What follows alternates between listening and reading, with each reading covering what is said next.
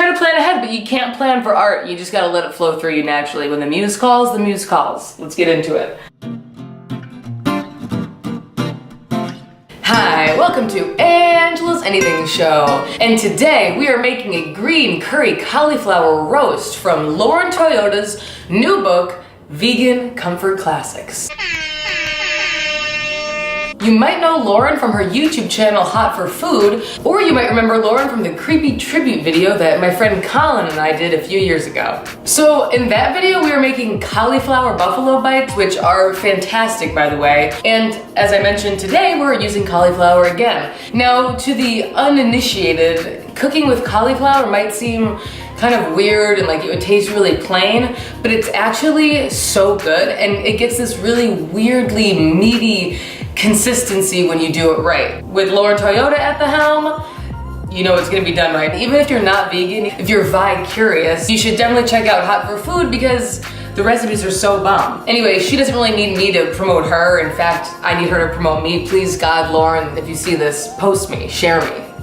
Tweet me, I'm ready. So the overall concept of the recipe today is to basically take a bunch of Thai flavors and kind of baste and caramelize this whole cauliflower in the oven with those flavors. First, I took a half an onion, like a half cup, minced that up really well, and did the same with 2 cloves of garlic, then took 2 tablespoons of vegetable oil and have them simmering and sweating on the oven. So preheat the oven to 400 degrees, and then we're gonna start adding ingredients into our simmering, sweating onions and garlic. Let's do it. Come on, you coming? Man, it's depressing over in this part of the kitchen, isn't it? Anyway, we have our onions and garlic and oil all sweated away. And now we're going to add 1 can of full-fat coconut milk,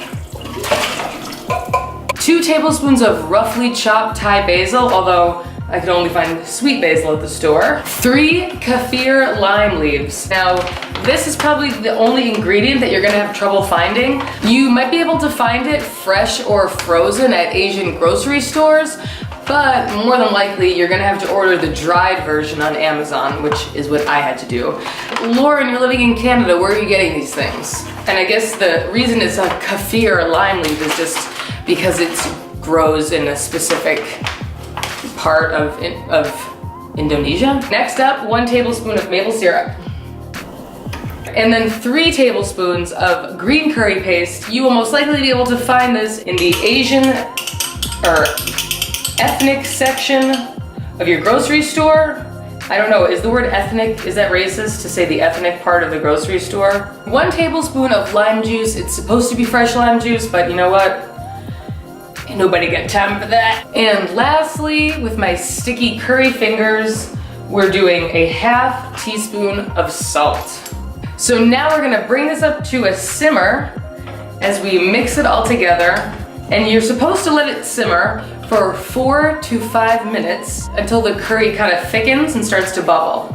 So we gotta go back over there now, right? I'll meet you back over there. Okay, so we have the, I shouldn't wave that around. We have the curry concoction simmering and it smells super delicious. So while we wait a few minutes for it to thicken, we're going to cut our cauliflower so that it will sit flat in a pan. Perfection. It's time to get our mixture off the stove. I gotta tell you, the whole house smells like fucking Thailand. Not like I know what Thailand smells like, nor would I presume that the entire country smells like one specific smell, but it was a compliment, okay? It's delicious smelling in here. So now Lauren says to place the cauliflower bottom side up in the skillet and pour half of the curry mixture onto the bottom, allowing it to seep into the cauliflower florets for a minute. Then flip it right side up and pour the remaining curry mixture over the top. We're gonna pop this in the oven at 400 degrees, and about halfway through, in like 22 minutes or so, I'm going to baste it. So basically that means taking a spoon, getting some of the juices and drizzling it on top of the cauliflower again to make sure it's all nice and glazed. And you can do this once or twice. And we're back. After 45 minutes of basting goodness, I actually ended up basting this twice, and here we go, let's try it out. Oh my God. Oh my God. Lauren Toyota, you've done it again. This is delicious. Even though it's been roasting, the cauliflower is still crunchy, got a great texture, but it's like oozing in this sweet coconutty, curry-y, rich milk mixture.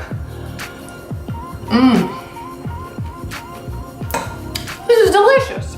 And then you have like all this leftover yummy like goo in the bottom of the pan, and then you can pour that over rice if you want to serve this with that, or potatoes, maybe quinoa, whatever.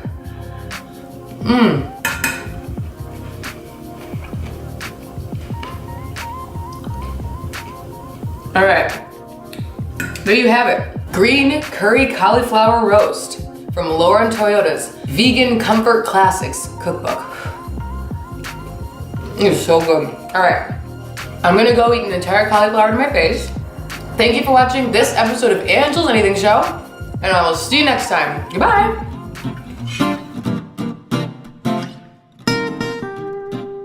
Lauren, you always have your hair down in videos. How does it not get in your food, or does it? Let me know in the comments below.